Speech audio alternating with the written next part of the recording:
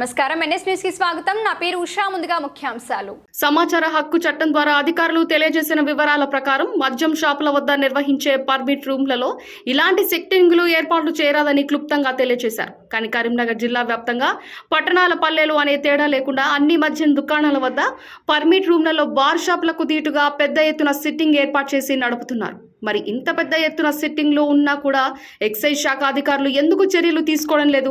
మరి ఈ విషయం ఎక్సైజ్ శాఖ అధికారులకు తెలిసి జరుగుతుందా, తెలియకుండా జరుగుతుందా అనేది తెలియాలి. ఇప్పటికైనా అఖ్బారీ శాఖ కళ్ళు తెరిచి వీరిపై చర్యలు తీసుకుంటుందో లేదో వేచి చూడాలి.